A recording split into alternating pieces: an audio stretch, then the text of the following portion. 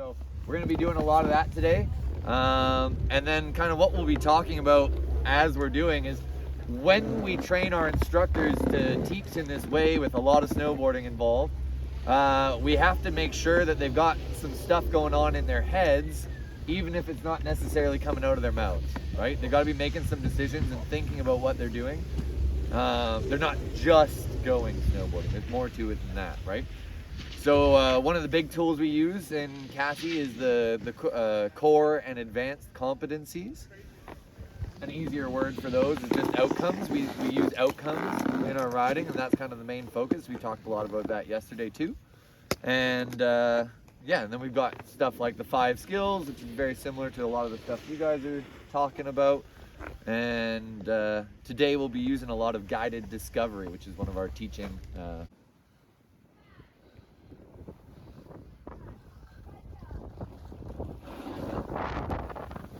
so that not only is everybody safe, but also using it as a chance to get that eyeball on my students, to get a little bit of analysis without interrupting the flow of that guided mileage, right?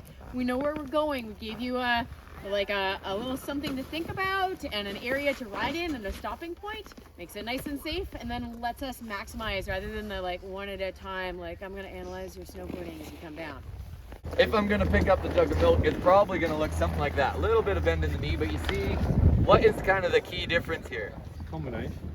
I'm getting my mass over top of the piece that wants to work, right? I'm anchoring the high point so that I can then use the muscles here, right? And that's all, everything else is stable. I'm not using any extra energy that I don't need to. I'm maximizing the strength in the muscles that need to be working. Quite a bit of this happening. We were doing a little bit of lifting the shoulders to then try and draw that front foot up. Can you think, does that sound like maybe something you've done before, or maybe even just the hands doing this to try and lead that movement?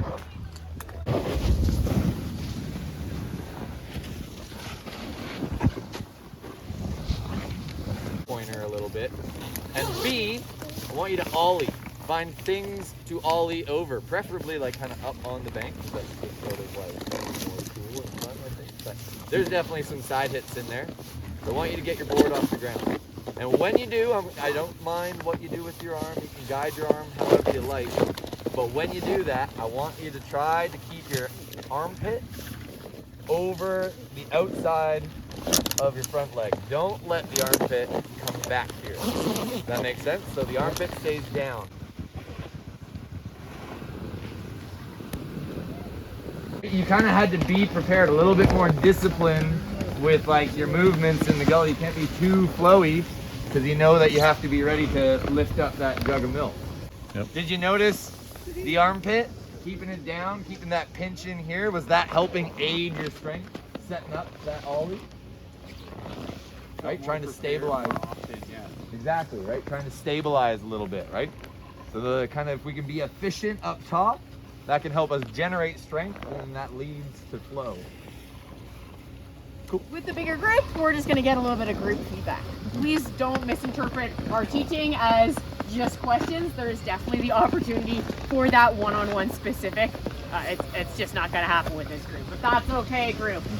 No one gets picked on today. What you're experiencing right now from the two of us is what we do in our training courses, where we've got both a voice as an example or a example lesson, as well as a voice that is providing the ongoing what he's thinking or what I'm thinking.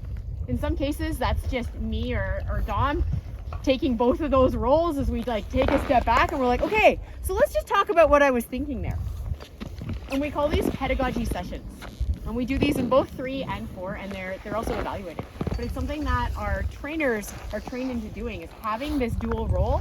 Or if we're really lucky and we've got courses with 2 evaluators, then we can take this experience that you're having today about seeing the example and seeing the narrator get inside the head and point out things.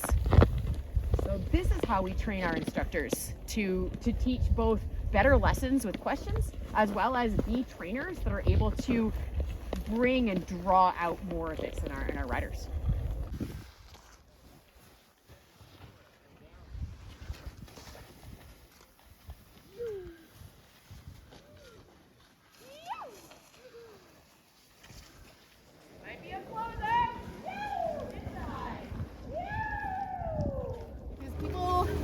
not just paying for a hey, come ride with me lesson. They're also paying for an experience where they're getting some improvement, but that improvement has to come in a place where there's also a level of fun.